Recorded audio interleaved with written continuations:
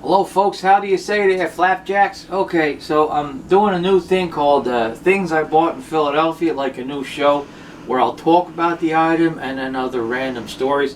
So this, when I went up to Philadelphia, I consider myself an honorary Philadelphian. I was born in Camden, New Jersey. I used to go to Philadelphia all the time. So a couple months ago, I go up to visit, and I swing by Mitchell and Ness. Now I'm a New York Jets fan, as you can see here by this tattoo.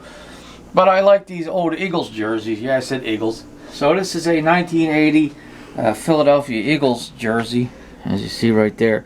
Harold Carmichael. So there's his Carmichael back there. So anyway, I'm wearing this jersey because now this is the year they got all the way to the Super Bowl, and then they lost to the Oakland Raiders that year. So I'm wearing the jersey. I'm over where they got all the Christmas stuff set up with the skating rink over there by City Hall, and this guy comes up to me and says, "Oh man, we should have beat the Cardinals yesterday. That was a tough loss. We should have beat the Cardinals."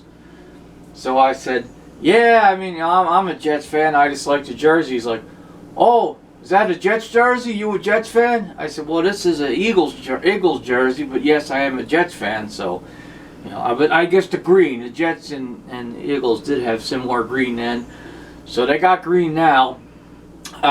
So he's like going on. So then later another guy comes up to me. He's like, "Oh, can you believe we lost to the Cardinals?"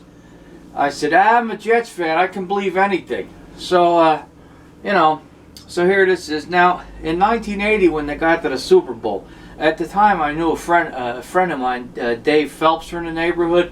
He cried because they lost to the Raiders. That made him sad, I guess. I don't know. I mean, I'm a Jets fan. What's the point of crying over my football team? I know they're going to be crappy. But he cried over them.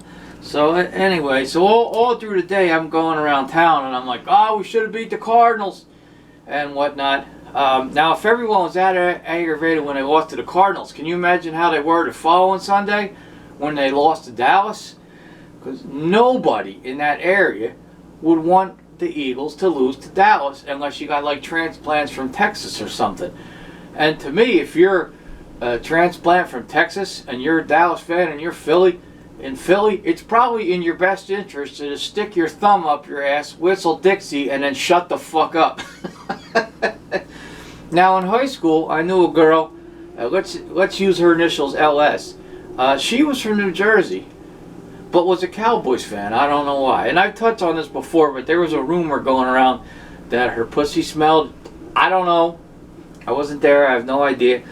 But so this actually comes from the Mitchell and Ness showroom right there over on Chestnut Street or whatever, Walnut. I think it's Chestnut. I should know this. It's a nut.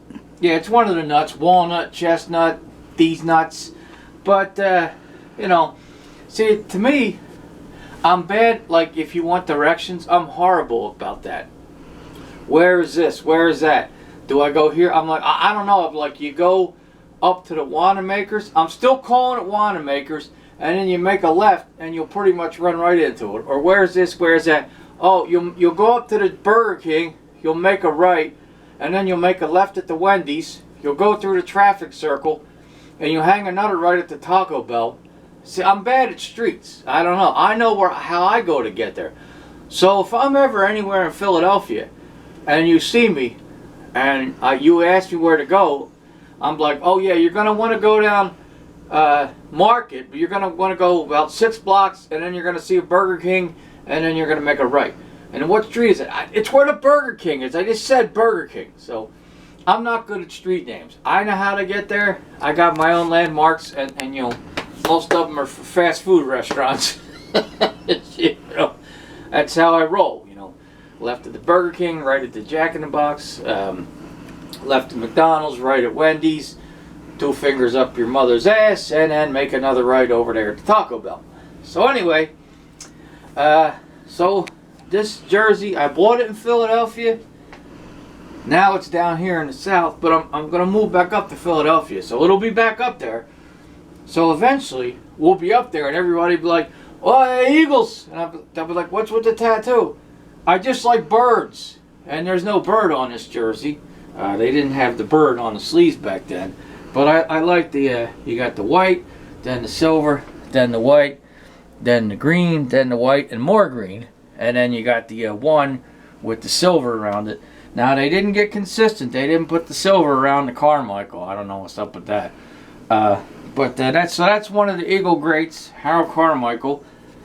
So here's 150 perfectly good dollars thrown out the window, folks. Yeah, pretty stupid, but it's a nice jersey. I expect it to hold up well. I wash it on low temperature, and I don't dry it. I follow the instructions. And remember, follow the instructions to keep your clothes around for a long time. And in case you're wondering what the Q on my hat is, that's the Philadelphia Quakers. That's a football team that existed in 1926 for 1 year, and they won the championship. They came into being the same year as the Ben Franklin Bridge. So if they'd stuck around, they'd be 100 pretty soon, as with the Ben Franklin Bridge. But they didn't. It did, and it will be. And this is the Harold Carmichael jersey. That's my wife filming. That's you. Goodbye. Shut up. Fuck you. Thanks for watching. Click the subscribe button. Eat my shorts. Bite me. Hello.